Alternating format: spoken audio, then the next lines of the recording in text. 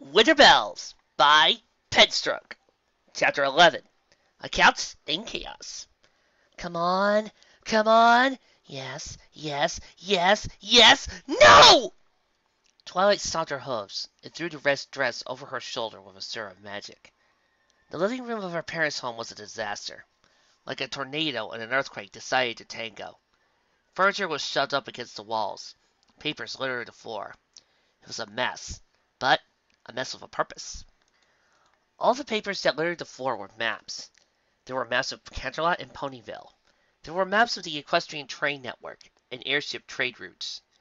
There were maps of every road heading out of Canterlot. There were maps Twilight hadn't been through, and maps of towns so small she'd never even heard of them, including this one town to the northeast called Our Town. Still, all the maps she had laid out were only half of what she needed to perform a successful scrying spell.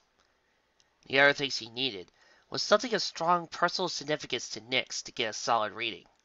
The ideal item for what would have been Nyx's headband, but they hadn't seen her headband since the stage collapse. And thus, while a pair of guards flew to Ponyville to fetch Nyx's treasure book, Twilight had been desperately trying to find anything she, Spike, and Fluttershy could find in the house. They had tried some of the clothes she had packed for Nyx. She had tried some of the napkins Nyx had helped Fluttershy Cadence fold. They even tried the ugly red dress Velvet had bought, but it had all been to no avail. All she had been able to confirm was that Nyx was still in Canterlot. "Spike, what's next?"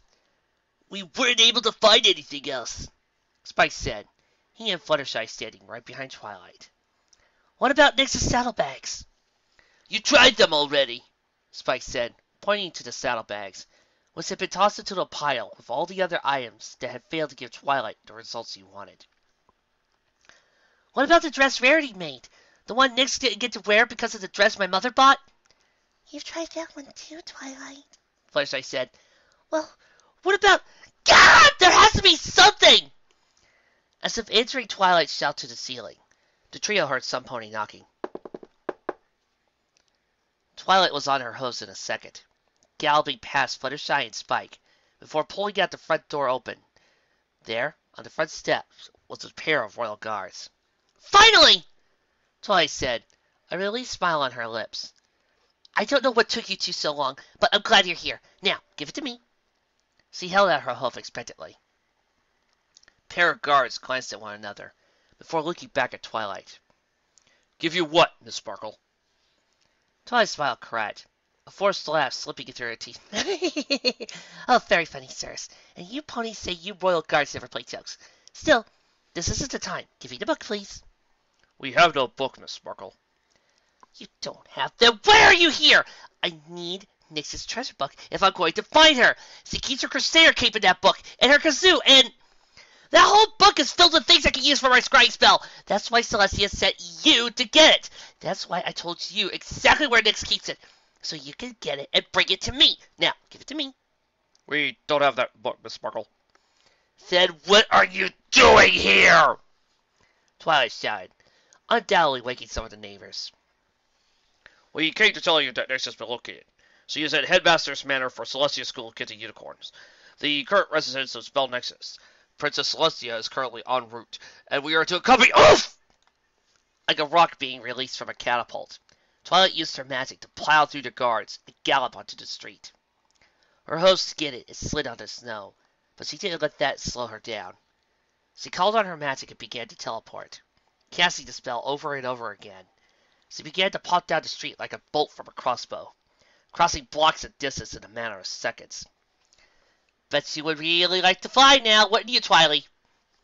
"Twilight! Twilight! Wait up!" Spike shouted, jumping over to knock guards and running down the street. "Oh, I'm so sorry," Fluttershy said, hovering above the guards. "I'm sure Twilight didn't mean to do that. She's just very worried about Nyx. Still, thank you very much for coming and telling us some pony found her. I would help you out of the snow, but I need to catch up with Spike and Twilight. I hope you don't mind. I really am sorry. And I'm sure Twilight is sorry too, and, well, sorry." With that, Fluttershy took off, first catching up with Spike. She picked him up in her hooves and ascended to the sky. Twilight was already several blocks ahead, leaving Spike and Fluttershy to follow the safe flashing of teleportation spells to dispel Nexus's manner. Princess Celestia glided down with her private guards, landing in the front yard of the manor. She always used to love Spell Nexus holiday decorations, and seeing the manor so devoid of any cheer and light made the princess frown. For months he had been trying to talk to Spell Nexus about what had happened, but he had become a hermit inside his own home. She was turned away by proper etiquette every time she visited, and Spell Nexus had taken a sabbatical from the school as well. It only made it that much more surprising when a pair of guards caught up with her in the sky and said Spell Nexus had waved them down, saying Nyx was at his home. Where's Nexus? He's right here, your highness. Celestia, in her personal camera, continued to turn, seeing the pair of guards fluttering down from the sky, carrying Spell Nexus between them. The last time she had seen him was the day she brought him back to the manor, after he had locked himself in a dungeon. He had been a little worse for wear, but it wasn't anything a bath and a good night's sleep wouldn't cure. But now, his mane was long and unkempt. He had gained weight, and it was hard to tell when he bathed last. It simply looked like he had given up on taking care of himself. She would need to speak with proper etiquette once again, once Nyx was safely back with Twilight. Thank you, good sirs, Celestia said to the guards before shifting her gaze. I wish we could have seen each other under better circumstances, Spell Nexus. He didn't even look at Celestia's direction, and instead looked at a hoof and pointed to his home. Nyx should be inside. I asked proper etiquette to ensure that she did not leave the study. How did she find her way here in the first place? Celestia asked, letting Spell Nexus and her guards towards the door. I wasn't aware she knew where you lived. She didn't. She was brought here by another pony named Canterlot! The doors to the manor flew open, and with a yelp, a large, burly plaid shirt wearing earth pony flew through the air and crash landed in the snow-covered lawn. A few steps behind that pony was proper etiquette, not quite looking as proper as he usually was. A few strands of his mane were out of place, and monocle became cracked. Hey, it's not my fault you don't know how to take care of a tree, the burly pony shouted as he pulled himself up from the snow. My tree maintenance is impeccable. Even if it was not, it is not your place to simply chop off branches of a tree we paid you for. They were bad branches. Well, that is my decision to make, Mr. Jack. Any say you had in the care and trimming of that tree ended when it was purchased. In fact, I could mount that tree to the ceiling and decorate it like a fine chandelier. That's not what you do with tree, Lumberjack shouted as he began to stomp back toward the door, snow falling from his fur and shirt as he went.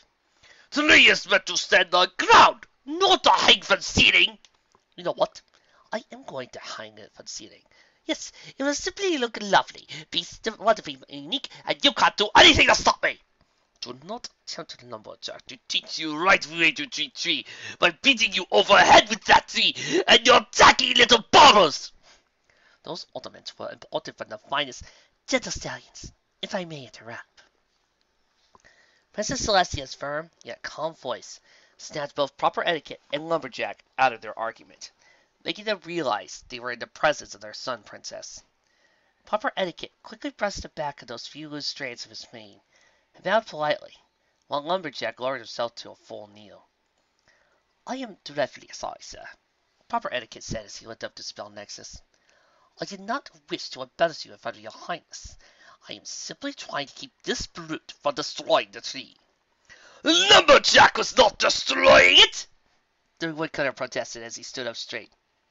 There are bad branches. I was simply trimming tree, so it would be at its finest. Spell Nexus sighed and shook his head. Princess Celestia, allow me to properly introduce you to Lumberjack. He sells hearth-warming trees and logs, Celestia interrupted. Jack, shouldn't you and your friends be at Donut Joe's eating and drinking the night away? Ah, the annual party ended, Lumberjack answered. I was walking back to hotel when I found little snowflakes. And why did you bring Nyx here, Jack?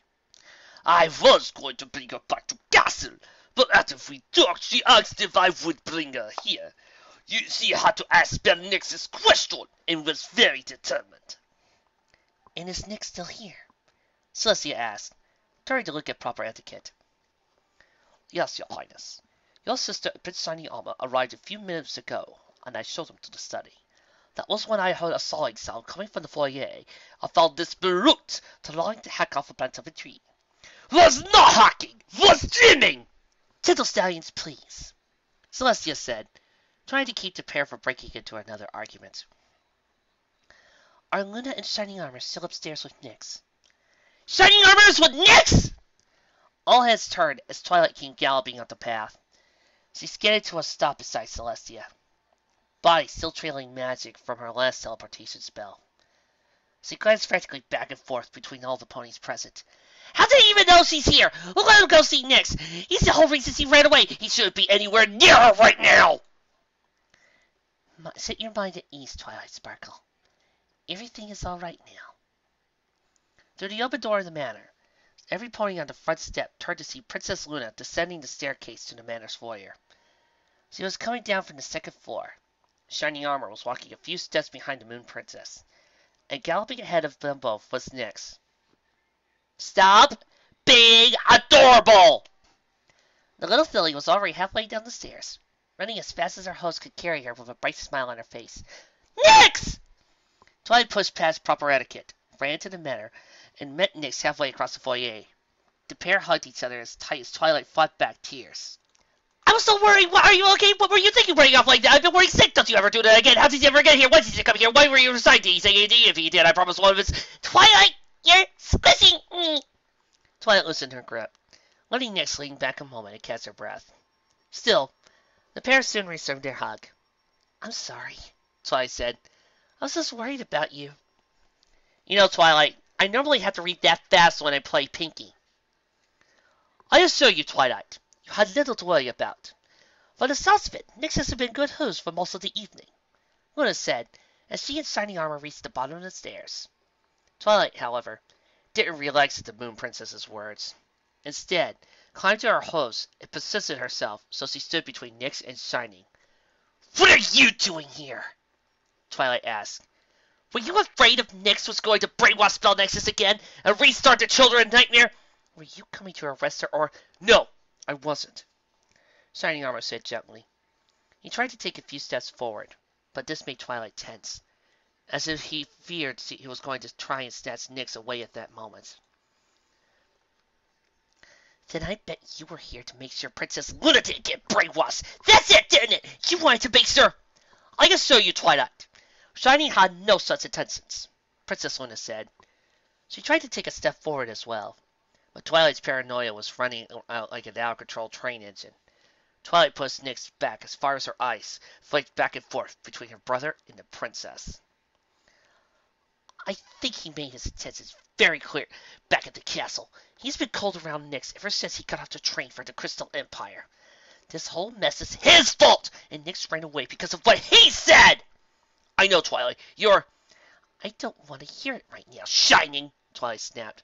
She nudged Nyx and began to lead her toward the manor's front door. It's been a long night, and all I want to do is get Nyx back to the house. But... Shiny quickly snapped his mouth shut when Twilight turned to glare at him. Any other words he had in protest, getting scared back down his throat.